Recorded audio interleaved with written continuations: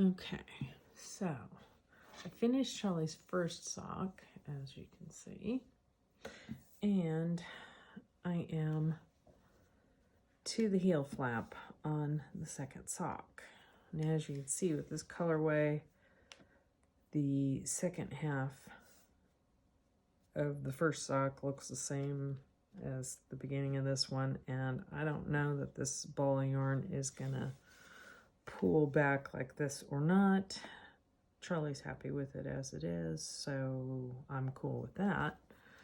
So when you turn the heel, you make a heel flap and then go that way.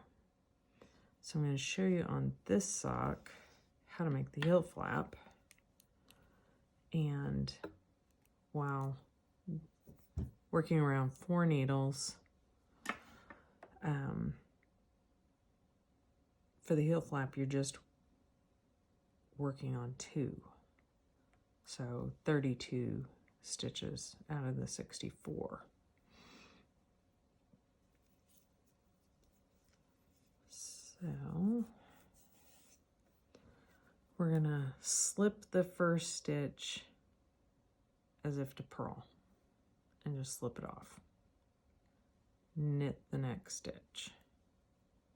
Slip it and then knit. You can do that all the way across. That's not a word. Across.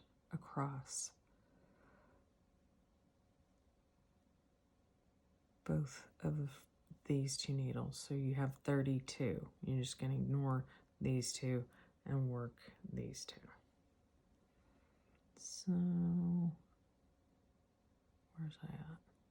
Slip, knit, slip, knit.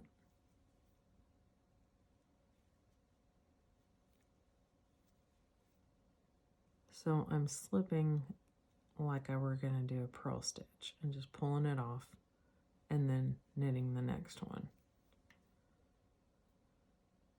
So with working back and forth, it makes the heel flap really thick and it doesn't wear out as fast.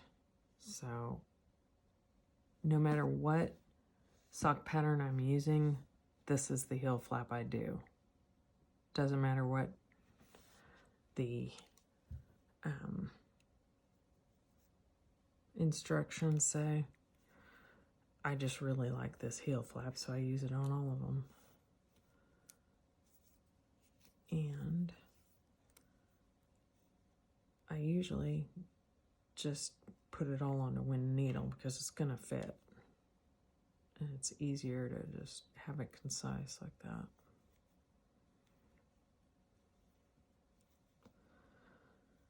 So, work across. And I know might not be going slow enough, but I figured you get the gist. Slip, knit. Oops. Slip, knit. Oh, really? Okay, there we go.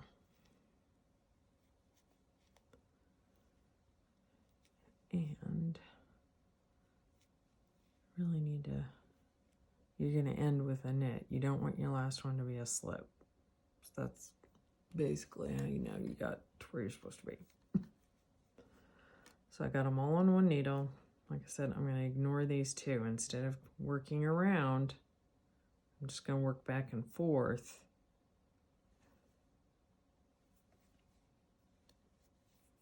And so come back the other way.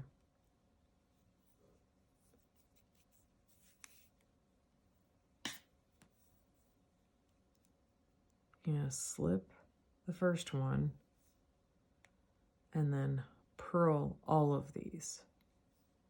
You're not slipping any more, only that first stitch you slip, and then you're going to purl all the way across to the end.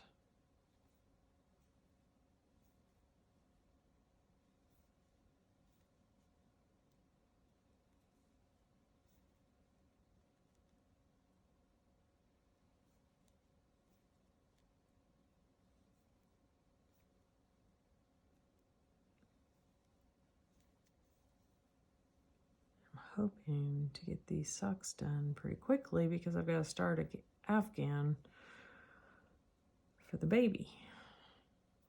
Charlie and Brooke are having a baby. And so I want to get Charlie's socks done so I can make an Afghan for the baby. I found a really cool pattern.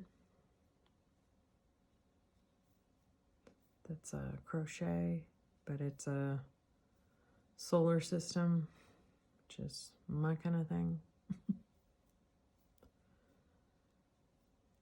And we already know that the baby is a boy, so we're pretty excited about that.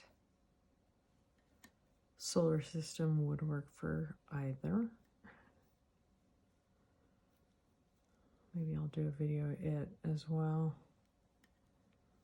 Okay. Almost to the end of this.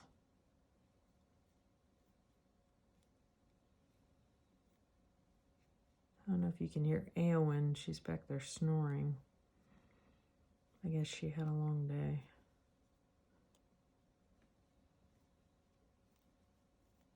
Okay. Eowyn is my dog, by the way.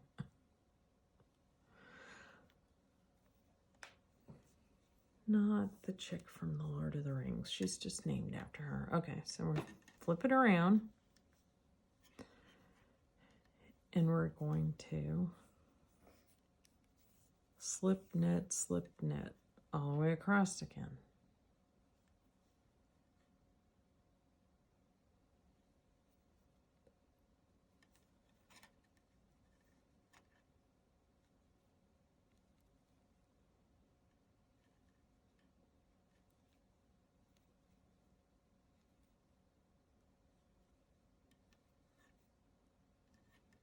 Hope this is centered. Because I'll tell you right now, I'm not ripping this out.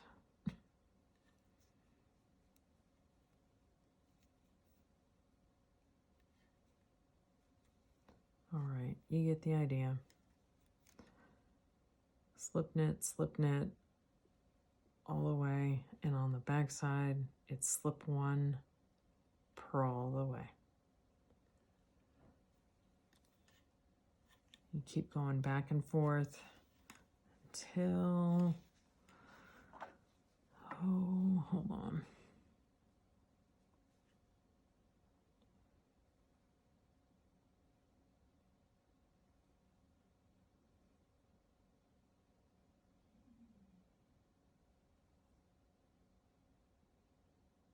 So 32 rows.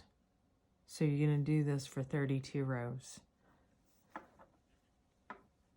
And then we're going to turn the heel, which will probably be in a separate video. I might put it in this one. I could probably splice that in. So I'll see you. We'll meet you there.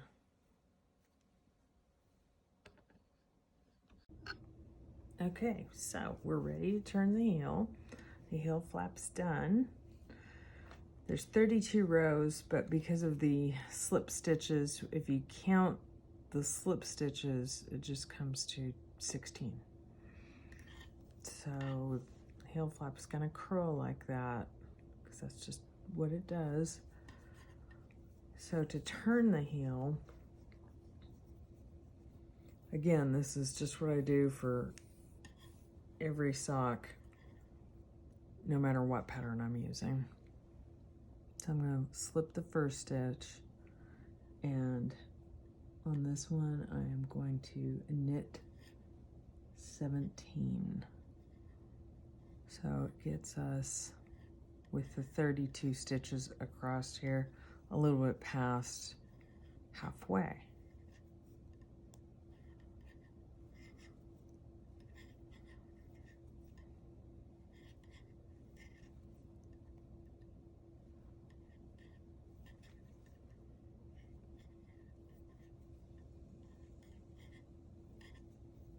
That noise is not me sighing. That would be Eowyn. Again, snoring's probably better than that.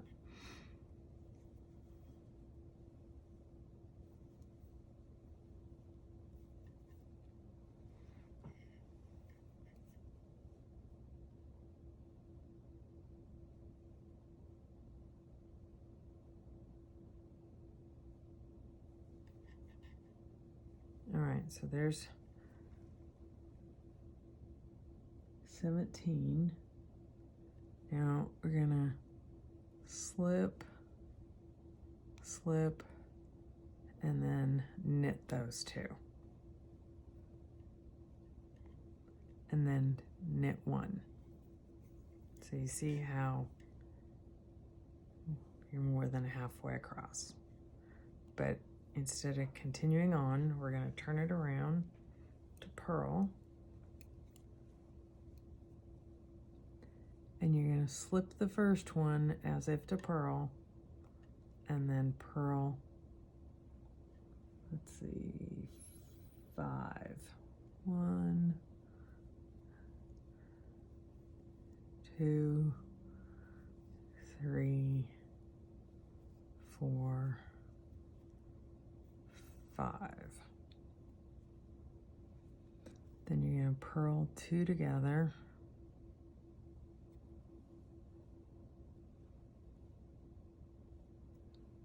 Purl 1, and then we're going to turn and go back this way again. So we're essentially doing what's called short rows, and you'll see in a minute how that makes it turn. So now we're going to slip the first one, knit 6, 1, 2, 3, 4, 5, 6. You see how that gets you to where that space is. And now we're going to do the slip, slip, knit again. So you're going to slip it, slip this one, and those 2 that you just slipped, you're going to knit together, knit 1. And turn around. So at this point, I don't usually even count. I just go to where that separation is. Purl 2 together, purl 1, etc. But always with the first one, you're gonna slip it and then purl across. So if you did want to count, you're doing 7. So I slipped 1, knit or purl 1, 2, 3, 4, 5, 6, 7. And see, that gets you to that separation. So you purl those 2 together, purl 1 more, and turn it around.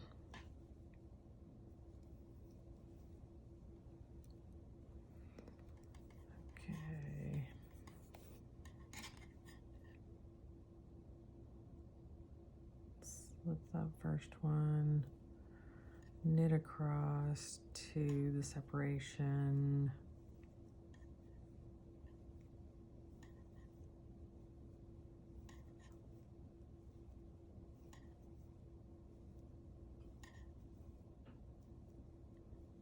okay, so we're at that separation. I'm gonna slip, slip, and then knit those 2 together, and then knit 1 and turn it around.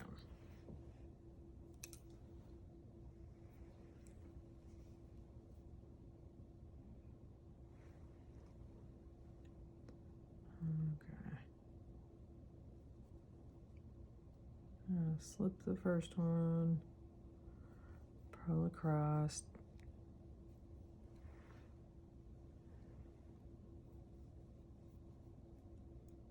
oops.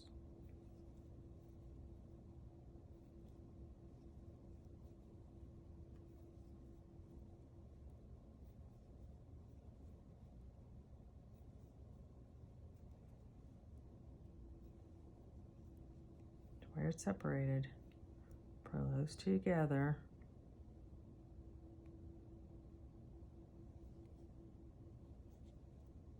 purl 1, and turn it around. So you can see at this point how it's starting to have that corner to where it's turned.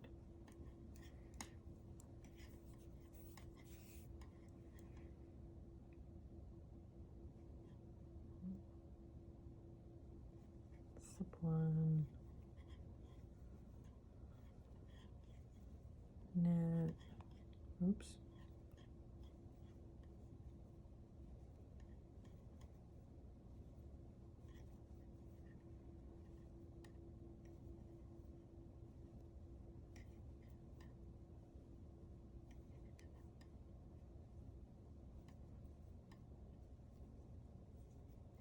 Okay, at the separation.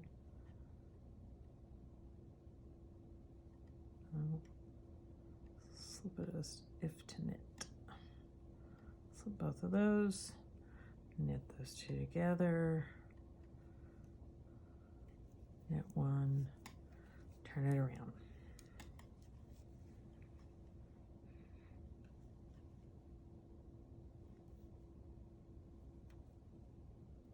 So you just keep doing this until you work all the way across to the end, and then you're ready to pick up stitches along this edge, and then you're going in circles again.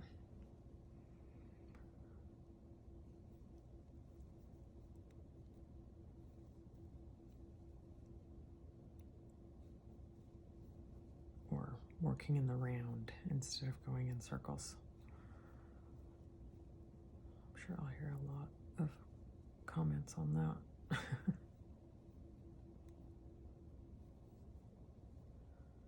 Obviously, this is for beginners, not snobs. Anyway, purl these two together.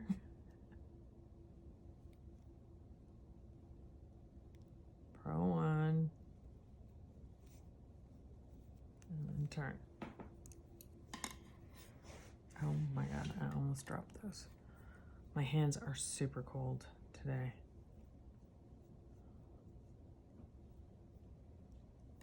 So I can hardly feel them. They usually don't go numb anymore since I had the hand surgery, but for some reason I'm cold today.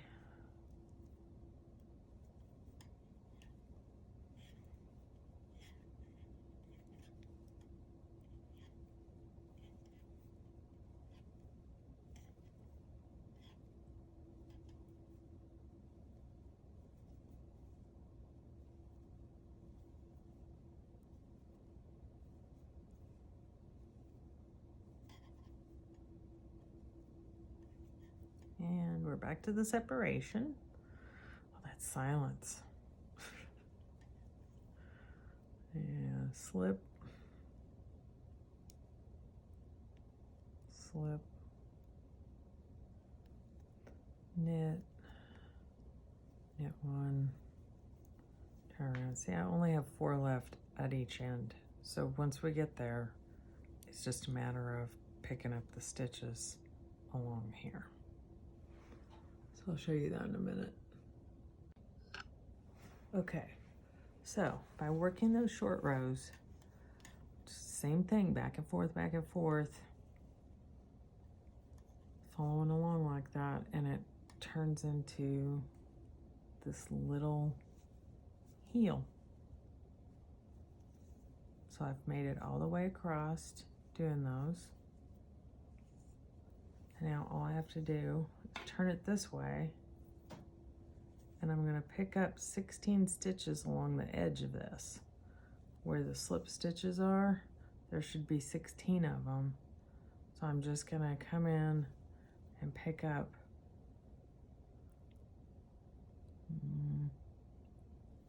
16. It's kind of like crocheting when you pick up like this. You just stick, and I always go through 2. I don't know if you're supposed to, it's just what I do. So I just dip it in there and pull up a stitch, and then just keep going until you're all the way to the very corner, and then you're just going to work these stitches in pattern the same as you had whatever pattern you've been doing. And then they'll slowly decrease.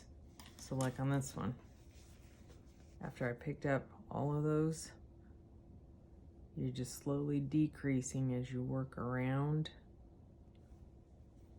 decreasing on each side until it ends up being the same with the round as the top. Doesn't look like it's the same because this is ribbed and it pulls in. That's the way you want it on an ankle. The foot is all knit, it's flat, where the top of the foot has the same pattern as the ankle, so it's stretchy. And then once you get to the toe, you work in just knit on both sides, and you're decreasing until you get to the end, and then you just weave the ends in together. I'll do a separate video for the whole toe box once I get there. But on this, you're just gonna pick those up.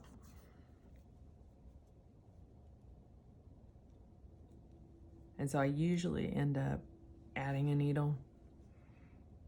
So instead of working in 4 until I have it decreased, I usually have 5. And I have some that are the same size that are longer that I'll use.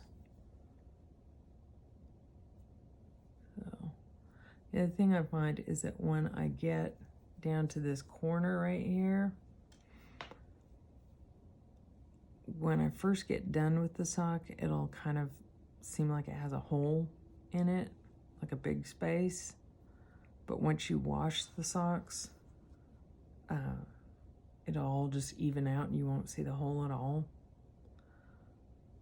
And that is where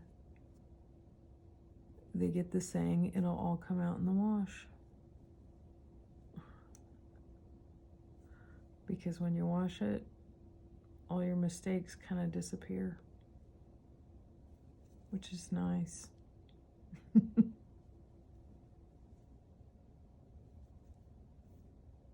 So you don't have to stress it.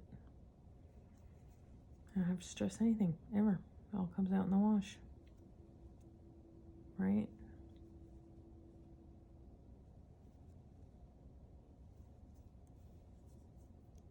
So see how that is? How it seems like a big gap. Wait, do I even have the right number? Hold on.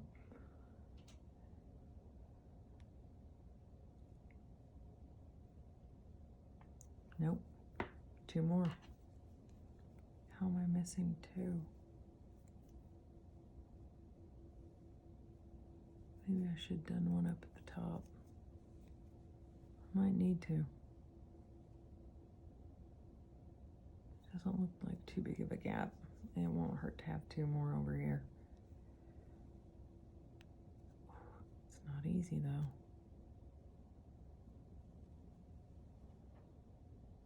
Where's my easy button?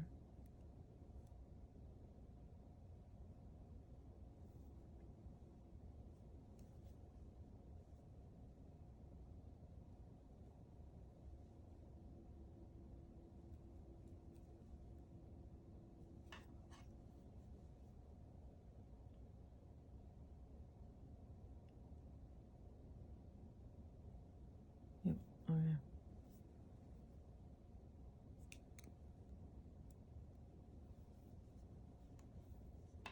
Okay, so on this next needle in the round, I'm just going to work it like it's part of the pattern. This particular pattern, you knit 2, slip 1, knit 1, wrap it around, and then go back to this one that you slipped and pull it over those 2. And then knit 2.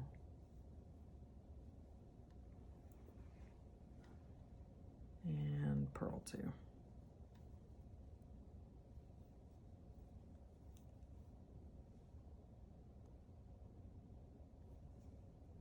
And when I get over here, I'll pick up all along this edge again. I'll just make sure there's 16.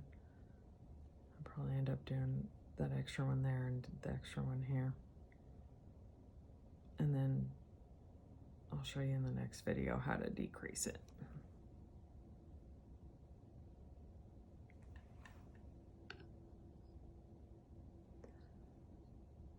Thanks for watching.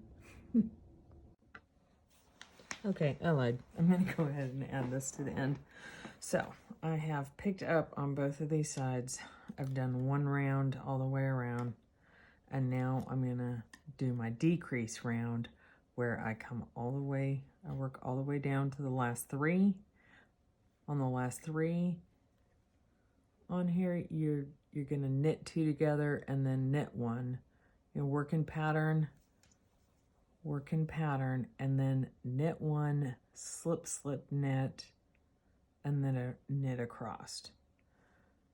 So every other round, you're going to do a decrease here and a decrease here. And on this side, it's knit 2 together, and on this side, it's slip, slip, knit. You're going to keep doing that until, I believe, until there are 7 or 8 on this needle and that needle. And then you can just split between the 2 and you're only working in 4 needles again. If I wanted to use the long needles and use a bunch of the long needles, I could split this in half right now and just still be doing my decrease here and here every other row. So let me do one just to show you. Do one round of the decrease round, because every other round you're just going to knit. You're not going to decrease every round.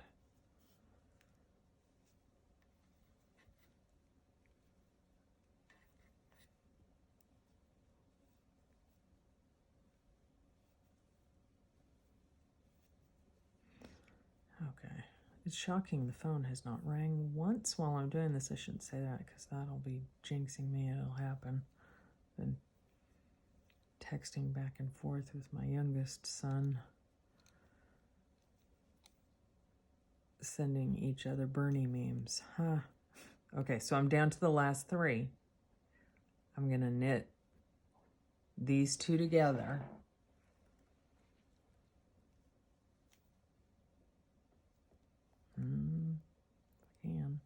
Okay. Knit those 2 together, knit 1, and work in pattern. Whatever the pattern is for the ribbing for the ankle, you work in pattern on the next 2 needles.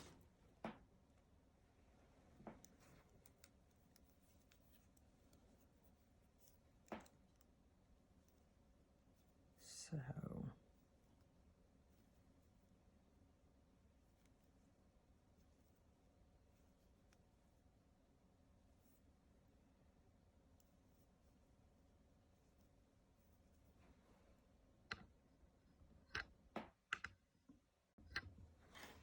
okay, so I've made it to this needle. So it's in the first 3 on this one. You're going to knit 1, slip, slip, knit. So that's the decrease on that one. So the reason you have 2 different ways of decreasing is that it leans one way or the other. So it just looks more uniform if you have one leaning in and the other leaning that way. So just be consistent. And like I said, you're just gonna keep going until essentially you'll have 4 needles instead of 5, that each needle will have 16 on it, and then you're just going to work down the edge of the foot. All right, good to go.